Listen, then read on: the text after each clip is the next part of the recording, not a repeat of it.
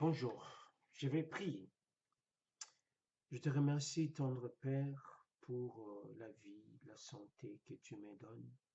Merci aussi pour l'occasion que tu m'as donnée de pouvoir parler à mes frères. Tendre Père, parce que tu veux que ta parole soit connue, que rien ne soit bafoué dans ta parole. Père, viens balancer ta parole comme un javelot dans notre cœur et que ton seul nom soit glorifié. Sois béni, Père, au nom de ton Fils Jésus-Christ. Amen. Gloire à Dieu. Je viens encore auprès de vous parler d'un sujet. Est-ce que un enfant de Dieu doit-il se justifier face aux rumeurs? Est-ce qu'un enfant de Dieu a à se justifier face aux rumeurs? C'est ça, c'est que j'ai décidé, Dieu m'a mis à cœur de partager ceci. Est-ce que un enfant de Dieu, devant une rumeur, il peut se justifier? Il y a beaucoup, beaucoup pensent à cela, que s'il y a une rumeur, un enfant de Dieu doit intervenir, doit parler. C'est vrai ou c'est faux?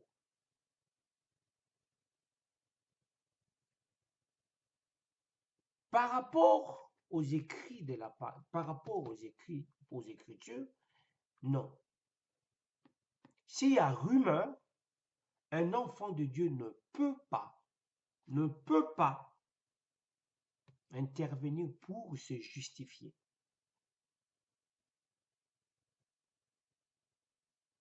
S'il a péché, si l'enfant de Dieu a péché, ah oui, là, il doit demander pardon. Il ne doit pas se justifier, il doit demander pardon à ceux qu'il a blessés. Parce que il y a des gens qui trouvent un serviteur de Dieu comme un modèle. S'il les a blessés, il doit demander pardon. Ça, c'est limite là. Mais si un enfant de Dieu qui n'a rien fait, il a parlé, il a dit quelque chose, et qu'il y a rumeur, soi-disant, il a péché, s'il ne l'a pas fait, dans son cœur, il connaît qu'il ne l'a pas fait. Ou ça, il y a une prédication qui est mal interprétée, où il y a eu des choses, des rumeurs, quelque chose que le diable a fomenté contre lui. Un enfant de Dieu ne peut pas, ne peut pas. Parce que si un enfant de Dieu, c'est un délégué de Dieu, Dieu a délégué un pouvoir à un enfant de Dieu. Seul Dieu a la capacité de juger un chrétien. Parce que c'est Dieu qui l'a nommé. Parce que je ne crois pas dans une société, un chef se justifie devant ses ouvriers.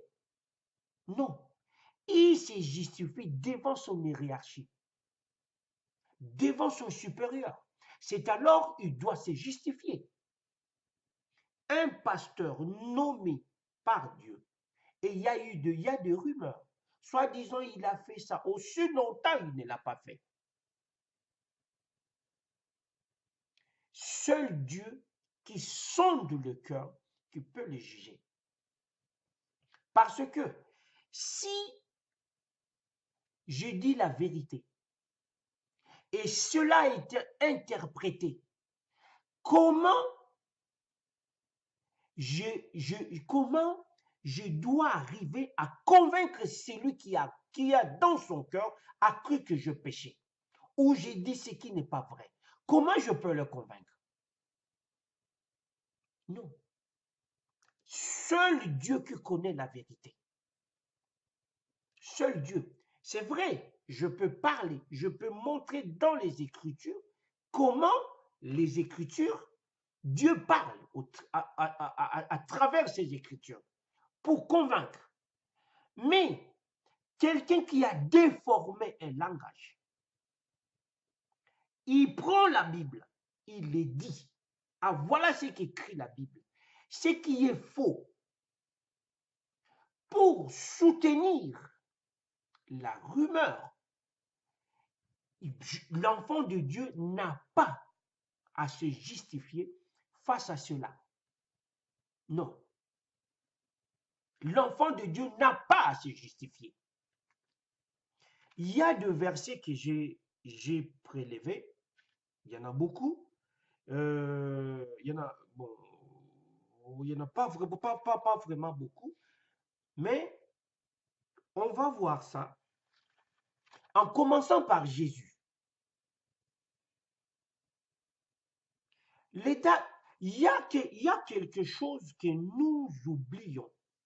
Il y a quelque chose que des serviteurs de Dieu oublient souvent.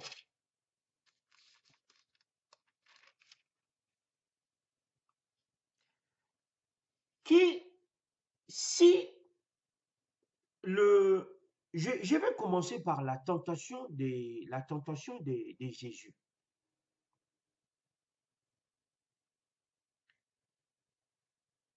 Les tentateurs, donc dans Matthieu 4,4, Matthieu 4,4, les tentateurs s'approcha, lui dit, si tu es fils de Dieu, ordonne que ce pierre devienne de pain. Regarde un peu le piège qui est derrière ça. Si tu es enfant de Dieu, change ce pierre en pain parce que tu as faim. Si tu es enfant de Dieu, donc, si Jésus-Christ a fait ce qu'a demandé le diable,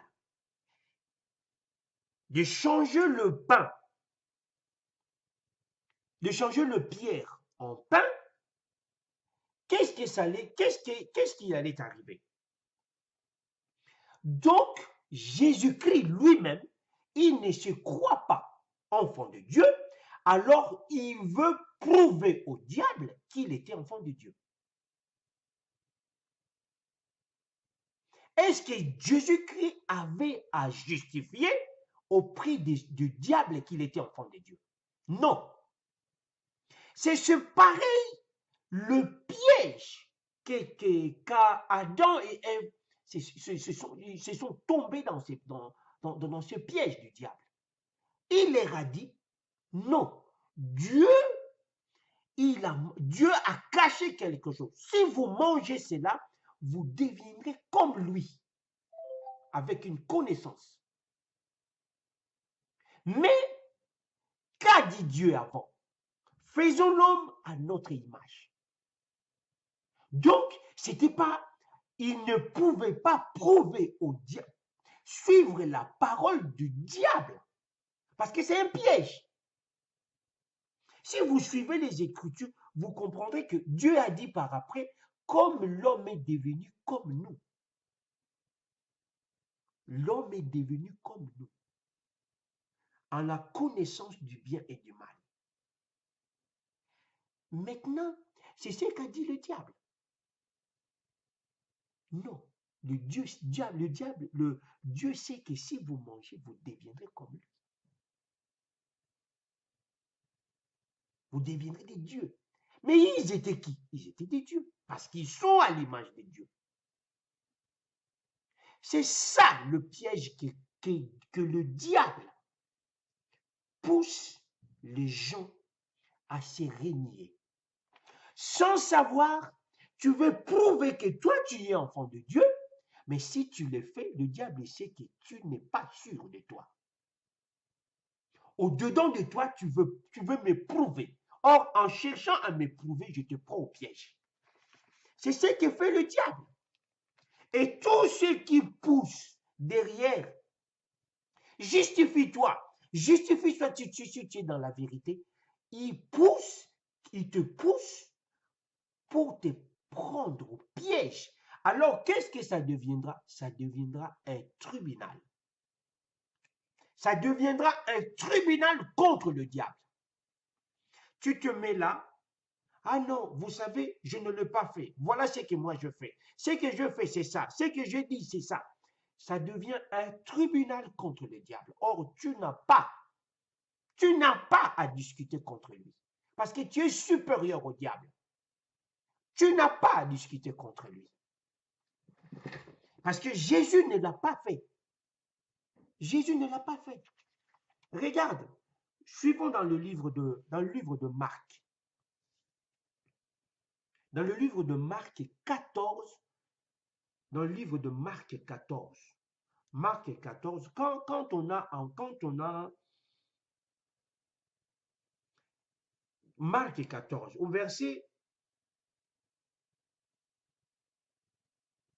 à partir du verset 55, Marc 14, à partir du verset 55, les principaux sacrificateurs et tous les Sanhédrins cherchaient un témoignage contre Jésus, pour le faire mourir. Et ils n'en trouvaient point, car plusieurs rendaient de faux témoignages contre lui. Mais les témoignages ne concordaient pas. Vous voyez? Les gens venaient, chaque fois les gens venaient, ah, nous l'avons entendu, il disait ceci. Nous l'avons entendu, il disait ceci. Mais le témoignage ne se concordait pas. Alors, quelques-uns se levèrent et portèrent un faux témoignage contre lui en disant, nous l'avons entendu dire, je détruirai ce temple fait par la main de l'homme, et en 3 jours, j'en bâtirai un autre qui ne sera pas fait par la main de l'homme. Et même sur ce point-là, leur témoignage ne concordait pas. Alors, le souverain sacrificateur se leva au milieu de l'ensemble, interrogeant Jésus, interrogeant Jésus, et dit, ne répondis-tu rien?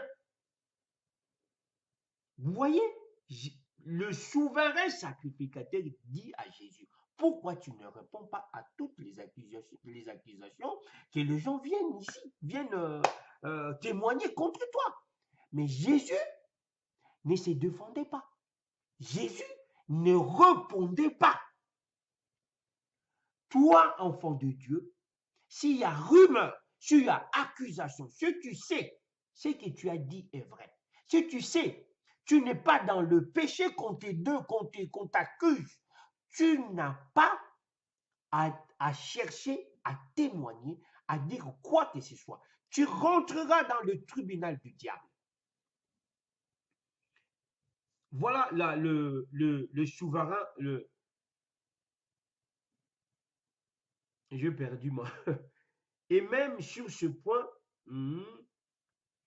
alors le souverain sacrificateur dit, interrogea Jésus et dit, ne répondis-tu rien? Qu'est-ce que ces gens témoignent contre toi? Voyez, il n'a rien répondu. Jésus garda le silence et ne répondit rien. Le souverain sacrificateur lui dit, es-tu le Christ? les fils de Dieu bénis, là, la personne qui lui demande, Jésus ne pouvait se renier. Il y a une différence entre le fils de Dieu, le diable qui a demandé à Jésus, si tu y es. Mais lui, il dit, es-tu? Il y a une différence. Là, c'est conditionnel. Ici, ce n'est pas conditionnel.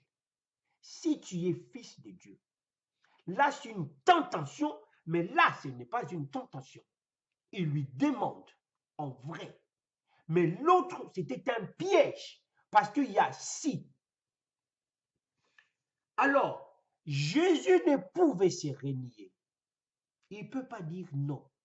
C'est pas comme Jean-Baptiste a dit, je ne suis pas le Messie, je ne suis pas Élie.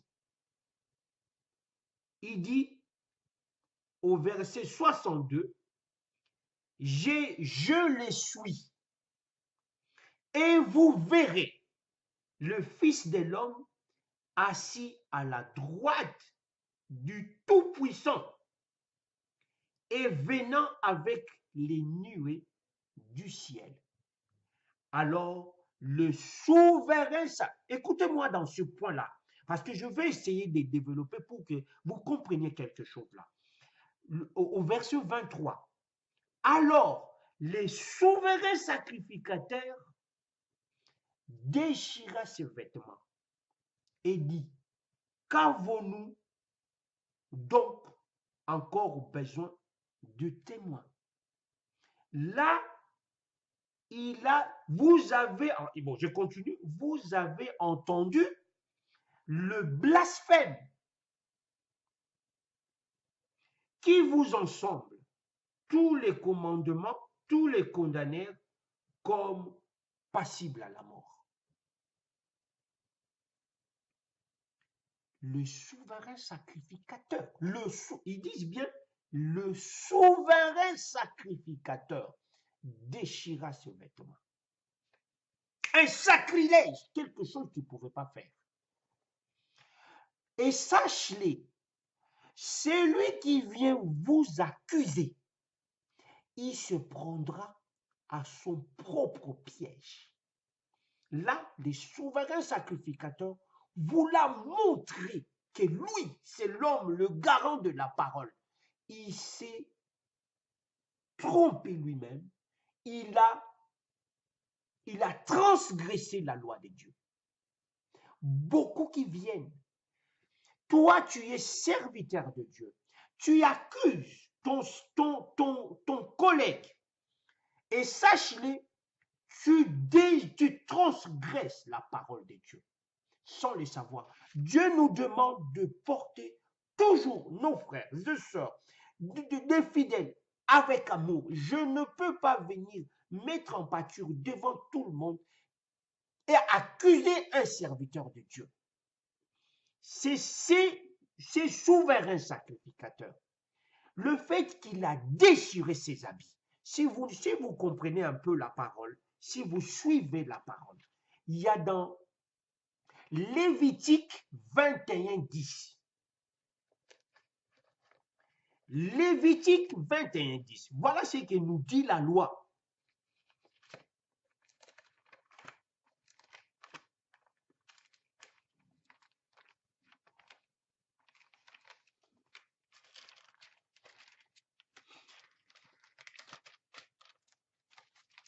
Excusez-moi, parce que j'ai pas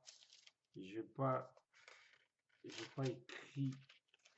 Ouais, Lévitique 21, Lévitique 21, Lévitique 21, 10.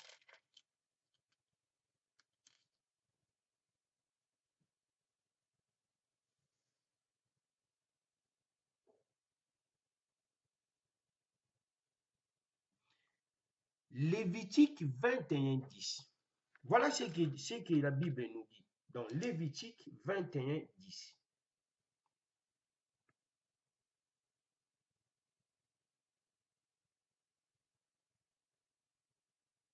Excusez-moi. Lévitique 21:10. Voilà ce qu'il dit. Lévitique 21:10. Le sacrificateur qui a la supériorité sur ses frères, donc le souverain sacrificateur, sur la tête duquel a été répandue l'huile d'onction et qui a été investi, écoutez bien, et revêtu de vêtements sacrés, ne se décoiffera pas la tête et ne déchirera pas ses vêtements. Vous voyez ça? C'est dans Lévitique 10. Le souverain sacrificateur qui a l'huile d'onction, qui a été coiffé, parce qu'ils avaient toujours une tiare avec qui est écrit ici, sainteté à l'Éternel. Il ne peut pas se décoiffer. Il ne peut pas déchirer ses vêtements sacrés. Lui, il a fait. Et ces jours-là, ces jours-là, le sacerdoce est fini. Ce jour-là, il a perdu son sacerdoce. Mes frères, beaucoup de chrétiens, beaucoup de serviteurs de Dieu, au ciel, ils auront un problème. Soi-disant, connaissant beaucoup, ah non, tu dois te justifier de ce qu'on parle de toi, tu dois faire ceci. Mes frères, attention, cet homme-là qui a voulu juger Jésus-Christ, en voulant montrer que lui, il a déchiré ses vêtements. Et ce jour-là, c'était fini le sacerdoce. Et Dieu a déchiré le voile du temple. Parce que le souverain sacrificateur a transgressé. Toi, pasteur, toi qui devais avoir l'amour, mais tu te mets devant les gens pour accuser. Toi, frère, toi qui devais avoir l'amour pour les autres, mais tu te mets devant pour critiquer l'autre. C'est triste. La Bible dit l'amour couvre une multitude de péchés. Si j'ai l'amour, je ne peux pas venir devant pour critiquer un collègue, un frère. Nous devons avoir l'amour parmi nous. Nous devons avoir l'amour entre nous. Mais si nous ne le faisons pas, mes frères, au ciel, on aura beaucoup de problèmes au ciel. Beaucoup de problèmes. Ça, les gens disent, mais je ne savais pas. Pourquoi toi, tu crois connaître beaucoup et tu demandes à un frère de se justifier? Ah non, ce que tu as fait, c'est pas bon, alors justifie-toi. Mais ce que ce frère sait qu'il a fait, c'est un péché. Si le frère, il sait, ce que moi j'ai fait, ce n'est pas un péché, je ne peux pas. Si un frère qui le fait, alors lui aussi, il n'a pas compris. Il n'a pas compris. Il n'a pas compris. Il n'a pas compris. Il n'a pas compris. Je vais, il y a oh, pourquoi les gens viennent aujourd'hui avec YouTube, les gens viennent devant, critiquer l'autre. Mais vous savez qu'est-ce qui fait ça? L'esprit de la rébellion. L'esprit de la rébellion. L'esprit de la rébellion pousse des gens à pouvoir venir parler mal contre un frère. Et ça, c'est la chair. La chair, il prend le dessus. Quelqu'un qui prend le temps à la prière, quelqu'un qui jeûne, qui crucifie sa chair, ne peut pas faire ça. Sa chair ne peut, je ne peux pas venir la critiquer, dire ceci, voilà ce que les gens, non, je ne peux pas. Parce qu'au-dedans de moi, c'est un frère pour moi, c'est une sœur pour moi. S'il a péché, je prie pour lui. Je ne peux pas venir là pour dire ou commenter, ou pour même porter ma pierre contre l'accusation d'un frère. Aujourd'hui, les gens sont là pour voir qu'est-ce qu'il y a eu comme rumeur, pour commenter, pour dire, mais ne sachant pas, l'esprit de rébellion est contagieux. Hein? L'esprit de la rébellion est contagieux. Contagieux. Vous savez, si vous lisez les livres de Nombres, quand il y a eu le fils de Gorée,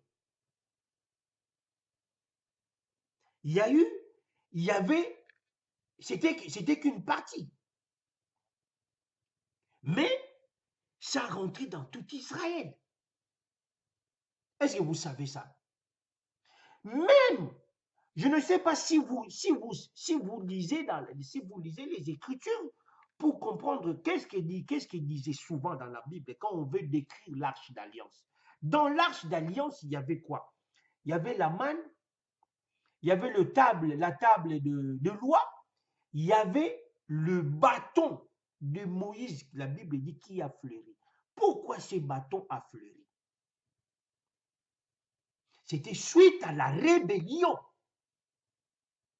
Suite à la rébellion, tout Israël, tous les dirigeants, c'est venu par un homme, par quelques gens. Mais comme l'esprit de la rébellion, si tu ne prends pas garde, l'esprit de la rébellion peut te prendre et te faire pécher.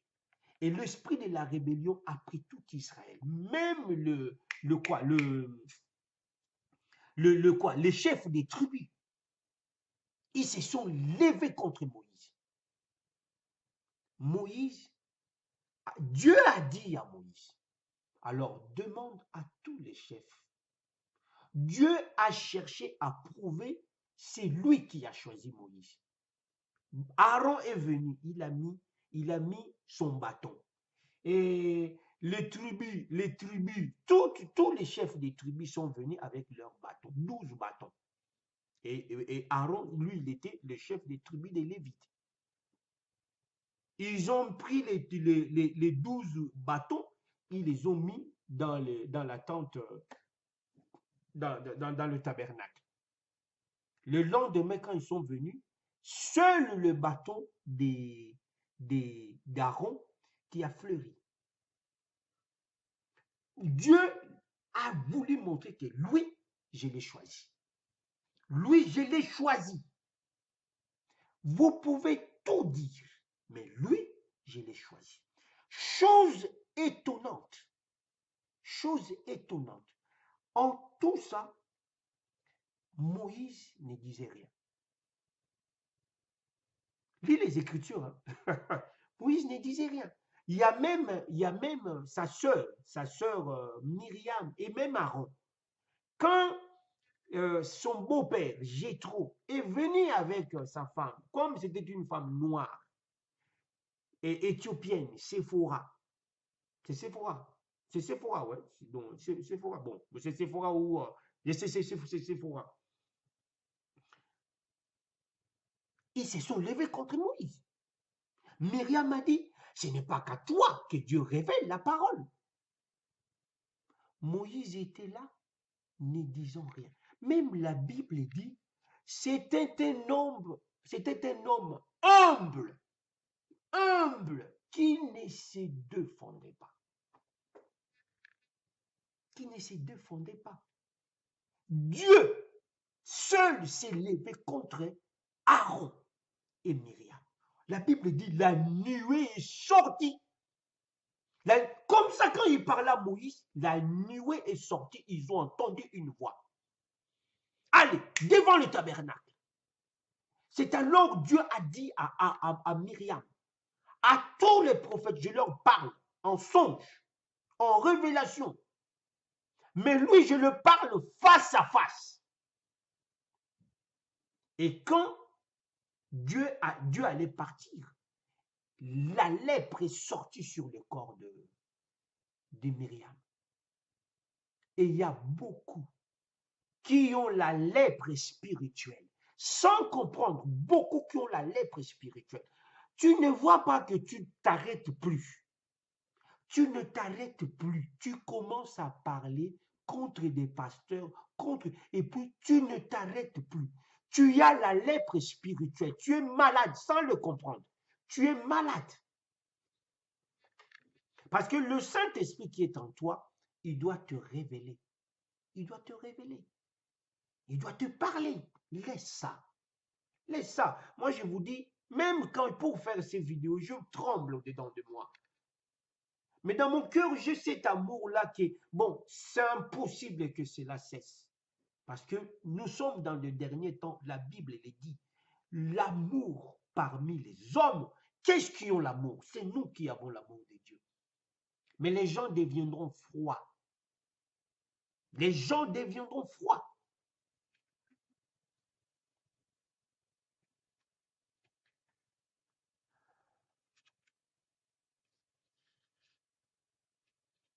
C'est triste. C'est triste, mais qu'est-ce que tu veux? Qu'est-ce que tu veux?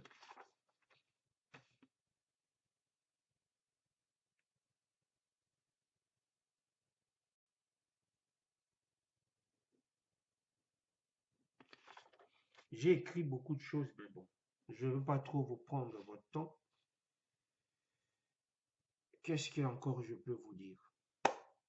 J'ai un verset sur Gamaliel.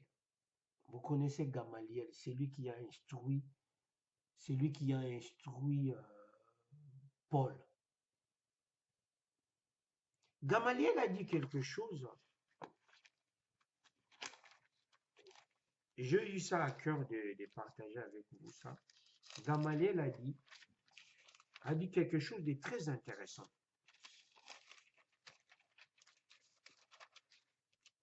Gamaliel, donc le verset c'est dans Acte 5, verset 34.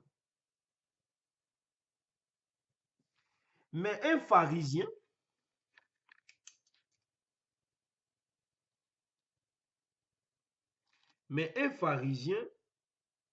au nom de Gamaliel,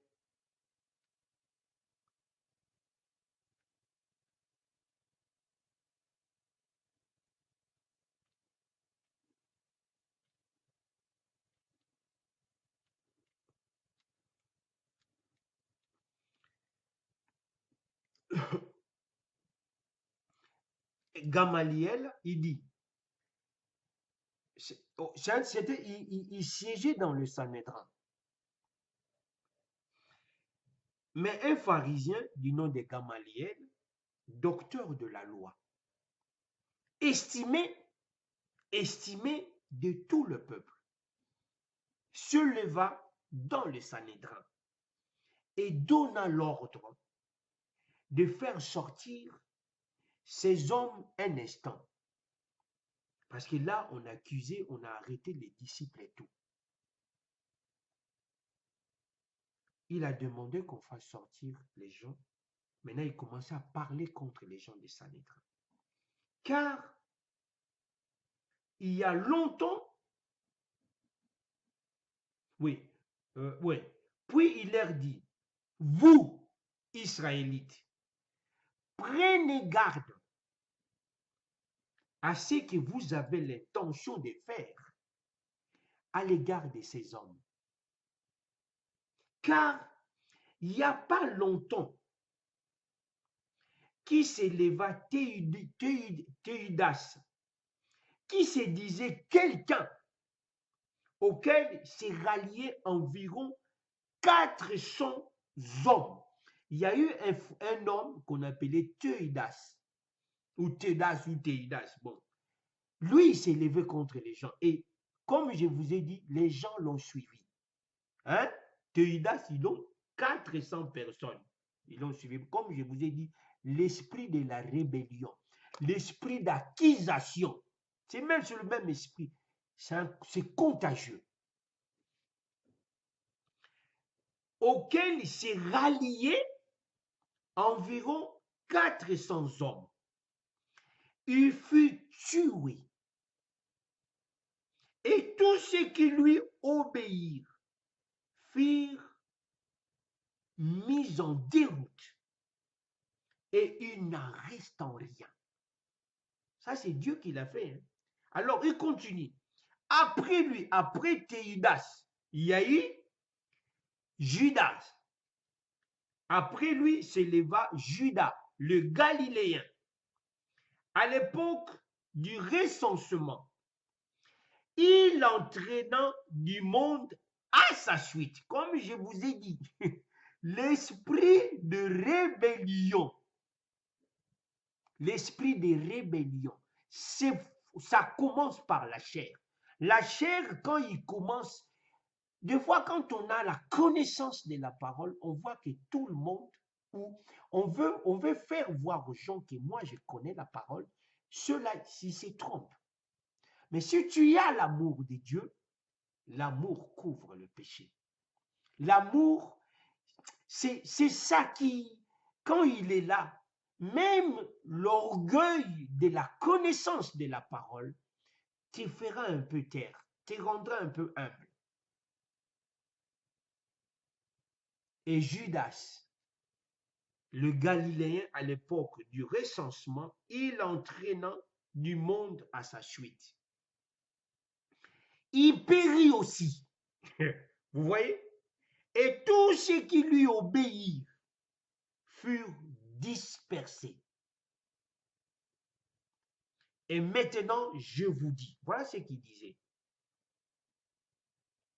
Ne vous occupez plus de ces hommes, de ces disciples. Laissez-les aller. Si cette entreprise ou cette œuvre vient des hommes, elle se détruira. Mais si elle vient de Dieu, vous ne pourrez pas les détruire.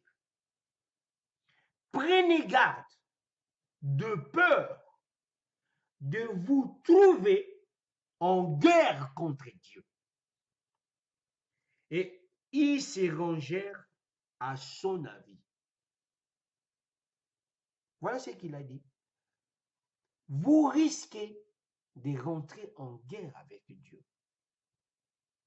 Des fois, tu vis, tu crois avoir de l'intelligence dépassant tout le monde.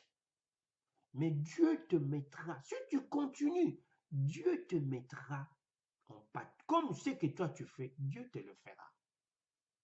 Dieu te le fera comme c'est souvent un sacrificateur. Il a voulu se montrer. Il a déchiré ses habits. Il y en a d'autres aussi, soi-disant, ils ont une connaissance. Ils viennent devant l'écran, critiquant, injuriant ses propres frères. Ah, voilà comme ça. Voilà comme ça. L'œuvre de Dieu, on ne le voit pas. On ne voit pas l'œuvre de Dieu. Mes frères, c'est ça la Bible dit, le blasphème contre le Saint-Esprit. Ce que le Saint-Esprit fait, vous voulez juger que c'est du diable. Ah oui, il est du diable. Voilà ce qu'il fait. Voilà ce qu'il fait. Voilà. Maintenant, il n'y a aucun serviteur de Dieu qui soit des dieux. Tous sont du diable. Mais c'est qui fait ça? Le diable est tellement malin. Hein? L'ennemi est malin. Il se fait injurier. Vous classez tout le monde à ses côtés. Même celui qui est derrière, qui est déjà contaminé, piqué par le diable, croyant faire la volonté de Dieu, mais il est à faire la volonté du diable. Hein? Croyant. Paul, il pensait ça. Paul, il pensait ça. Mais il a compris par après qu'il ne travaillait pas pour Dieu. Il a dit, qui es-tu? La voix qui lui parlait, il a dit, qui es-tu? Il a dit, je suis Jésus que tu persécutes. C'est alors, il a compris par après. Quand vous lisez les Écritures, vous verrez, il a compris par après tout ce qu'il faisait. Il ne faisait pas des trucs de Dieu. Il a calmé ses frères, il a dit, j'ai été comme vous. Ce que vous faites maintenant, je le fais moi aussi. Mais il leur a expliqué. Vous lisez les Actes des Apôtres. Mais frère, par amour de Dieu, bon, je sais que ça ne s'arrêtera pas.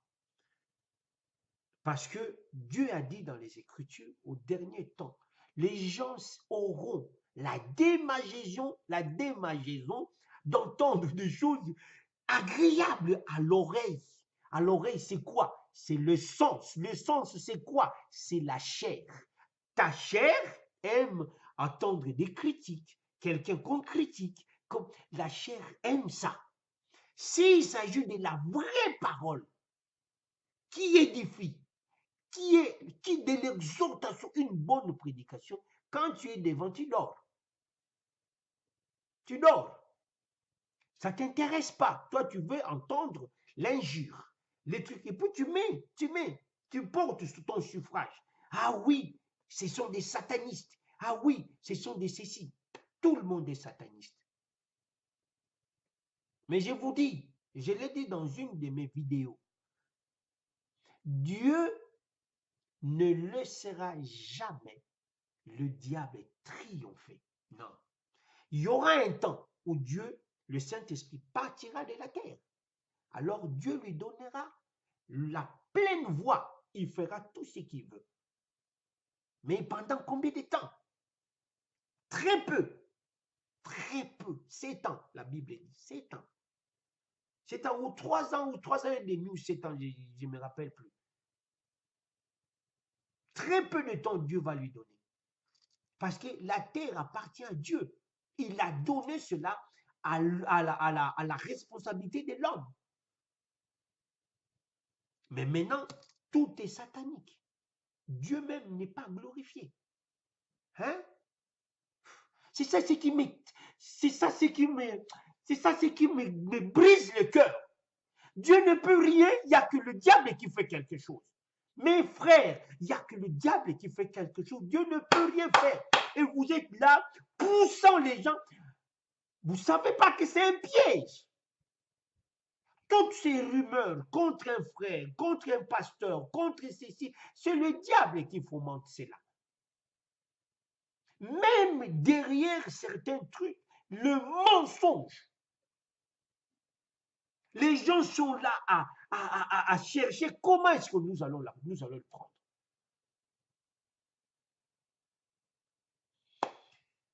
Triste. Vraiment triste, triste. Vraiment très, très, très triste. Qu'est-ce que tu veux? Gloire soit rendue à Dieu. Il y a certains versets que je prie.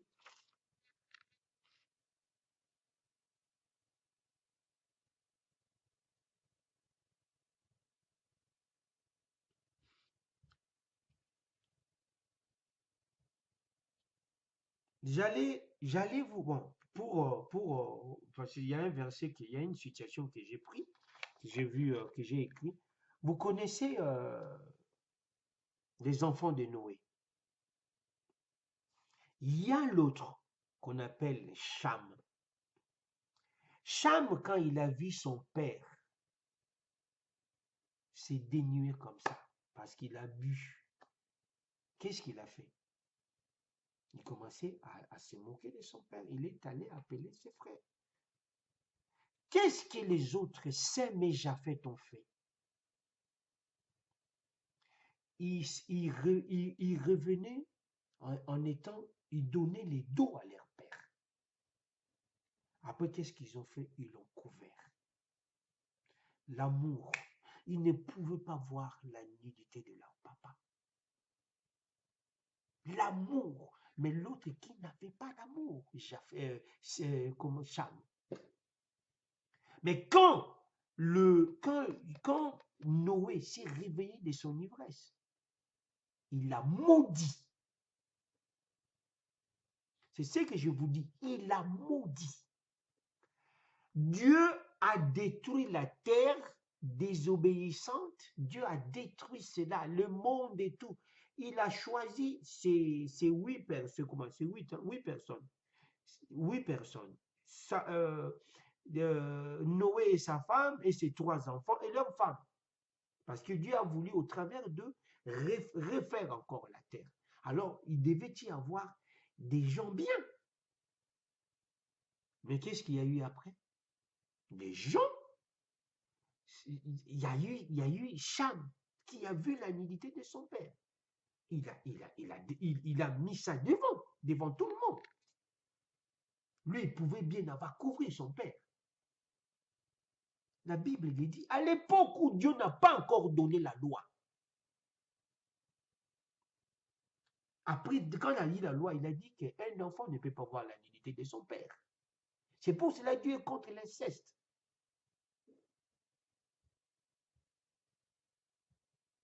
Qu'est-ce qu'il a fait? Cham a été maudit. Si vous suivez la trace des Cham, c'est de lui où il y a eu, comment dire, il y a eu il y a eu le Philistin et tout.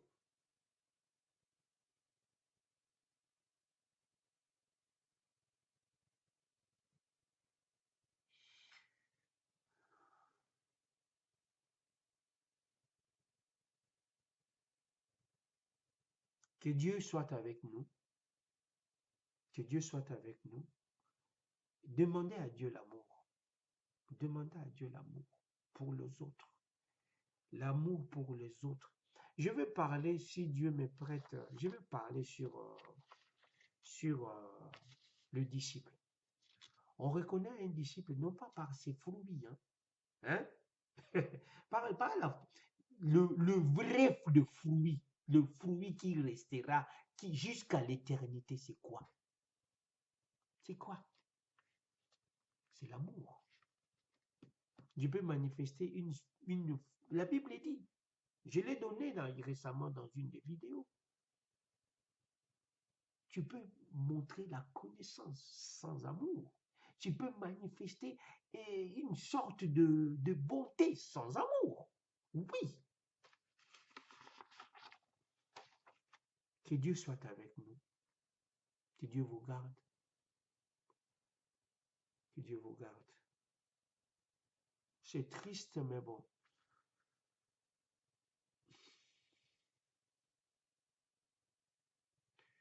J'ai mon cœur qui... Bon, je veux prier.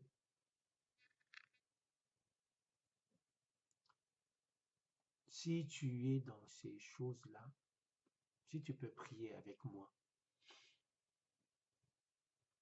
Tendre Père, je viens au-devant de toi te demander pardon. Je me suis trompé, entraîné par cet esprit de rébellion, parce que je n'ai pas fait attention à ma chair. Et ça m'a poussé au péché. Père, pardonne mes péchés. Et le sang qui a coulé à la croix me purifie. Et que le Saint-Esprit dépose en moi son amour, sa paix, sa joie, afin d'aimer mes frères et sœurs. Au nom de ton Fils Jésus-Christ. Amen. Père, je te prie, tout celui qui verra cette vidéo, mets la paix en son cœur. Enlève en lui, Père, l'esprit de la rébellion. Enlève en lui, Père, l'esprit qui est contagieux. Mais que ta parole seule soit notre drapeau, notre étendard. Sois béni, Père, et que ta gloire soit répandue dans le monde entier. Au nom de ton Fils Jésus-Christ. Amen. C'est votre frère Franklin. Que Dieu vous bénisse.